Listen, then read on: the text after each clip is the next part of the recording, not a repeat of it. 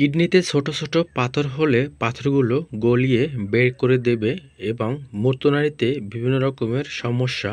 আপনার প্রস্রাব আসে কিন্তু আপনার প্রস্রাবটা ক্লিয়ার হয় না এবং আপনার কিডনিতে যদি ছোট ছোট পাথর হয়ে থাকে তাহলে আপনি অনায়াসে দূর করতে পারবেন। আজকের ভিডিওতে আমি আলোচনা করার চেষ্টা করব কিডনিতে কেন পাথর হয় এবং কী কারণে পাথরগুলো হয়ে থাকে, সেই পাথরগুলো বিশেষ করে নাম দেওয়া হয়ে থাকে কি। আজকের ভিডিওটি খুবই গুরুত্বপূর্ণ হতে চলেছে। অবশ্যই আজকের এই ভিডিওটি সম্পূর্ণ দেখার চেষ্টা করবেন। ভিডিওটি শেয়ার করতে ভুলবেন না, পেজটি ফলো করতেও ভুলবেন না। তো এভরিওয়ান, আজকে যে ওষুধটা নিয়ে আসছি এটা হলো ইউরোকিট। এটা কিন্তু বিভিন্ন কোম্পানির বিভিন্ন নামে তৈরি করে থাকেন। আর এই ওষুধটি আমাদের শরীরে অত্যন্ত গুরুত্বপূর্ণ। আমাদের শরীরে অনেক সময় পিত্তনালীতে পাথর হয়ে থাকে এবং কিডনিতে কিন্তু ছোট ছোট পাথর হয়ে থাকে। সেই পাথরটা কিন্তু আপনি অনায়াসে দূর করতে পারবেন এই ওষুধটির মাধ্যমে। তো কিডনিতে যে পাথরগুলো জমে থাকে সেই পাথরগুলোকেই বিশেষ করে বলা হয়ে থাকে রেনাল পাথর এবং নেফ্রোথিয়াসিস। এই পাথরগুলো কঠিন বর্জ্য পদার্থ দিয়ে তৈরি হয়ে থাকে। ক্যালসিয়াম অক্সালেট এবং স্ট্রোভাইট, ইউরিক অ্যাসিড এবং সিস্টাইন মিলে কিডনির পাথর তৈরি করে থাকে। আজকের ভিডিওতে জানতে পারবেন কি কি কারণে কিডনিতে পাথর হবার ঝুঁকি বেশি থাকে এবং কিডনি ভালো রাখতে এই ওষুধটি কতটা ভূমিকা পালন করে। কিডনিতে ছোট ছোট পাথর জমে মূত্রনালীতে বাধা সৃষ্টি করতে পারে। মূত্রনালীতে বাধা সৃষ্টি হবার পরে রোগীরা বিশেষ করে অসুস্থ হয়ে পড়ার সম্ভাবনা বেশি থাকে।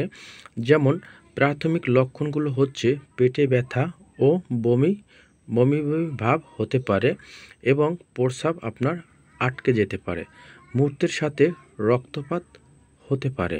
কী কারণে কিডনির পাথর হয়ে থাকে এটা নিয়ে বহুবার গবেষণা করা হয়েছে। কিডনিতে পাথর হবার প্রথম যে কারণ হচ্ছে সেটা হলো ডিরেকশন, মানে পানির পরিমাণ যদি আপনার শরীরে কমে যায় এবং পানির পরিমাণ যদি শরীরে কম থাকে সেক্ষেত্রে আপনার কিডনিতে পাথর হবার সম্ভাবনা বেশি থাকবে।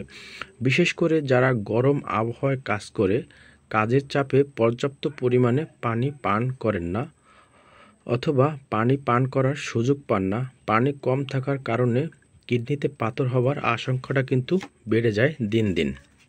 তো এক্ষেত্রে এই ওষুধটি যদি আপনি সেবন,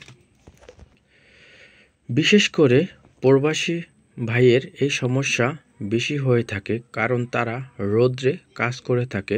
প্রথমে পাথর কিডনিতে তৈরি হয়, পরে প্রস্রাবের ও মূত্রনালীতে নেমে আসে। তখন থেকে রোগীর প্রস্রাবের সমস্যা থেকে শুরু করে শারীরিক সমস্যা দেখা দেয়। তখন রোগীরা চিকিৎসকের কাছে রক্ত পরীক্ষা, আল্ট্রাসাউন্ড করে থাকে, এমনকি প্রস্রাব পরীক্ষা করে থাকে। পরে কিডনিতে পাথর ধরা পড়ে থাকে। কিডনিতে পাথর যদি আপনার 4 মিলিমিটার অথবা কম থাকে, এর পরিমাণ যদি কম থাকে, সেটা প্রস্রাবের সাথে পড়ে যাওয়ার সম্ভাবনা 90% বেশি থাকে। তারপরও যদি পাথর মূত্রনালীতে আটকে থাকে তাহলে চিকিৎসকের বিভিন্ন প্রকার ওষুধ লিখে থাকেন অথবা প্রয়োজনে অপারেশন করে থাকেন। মূত্রনালীতে পাথর অথবা কিডনিতে পাথর হলে সবচেয়ে বেশি যে ওষুধটি লিখে থাকেন তার ভিতরে বিশেষ করে ইউরোকল অন্যতম একটি ওষুধ। এই ওষুধটি এসকেপ কোম্পানি ওষুধ। আর এই ওষুধটি আপনার খুব দ্রুত গতিতে মূত্রনালী থেকে পাথরটা বের করতে সাহায্য করে এবং মূত্রনালীতে পাথর জমে থাকলে সেটা বের করার সহযোগিতা করে। ছোট ছোট পাথরগুলো সহজেই বের করে দেয়। প্রস্রাব করার সময় শরীরে ঝাঁকুনি দিয়ে ওঠা এবং প্রস্রাব করার সময় আপনার অতিরিক্ত জ্বালা পোড়া করা।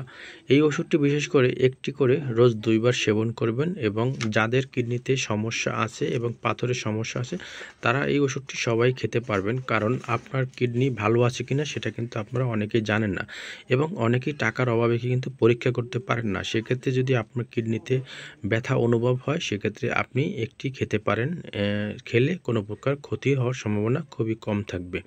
এক্ষেত্রে আপনার মূত্রনালীতে পাথর এবং কিডনিতে পাথরটা গলাতে সাহায্য করে এবং বের করতে সাহায্য করে। ওষুধটির দাম মাত্র 200 টাকা। এটি আপনি আপনার পার্শ্ববর্তী এলাকায় যে কোনো ফার্মেসিতেই ওষুধটি পেয়ে যাবেন।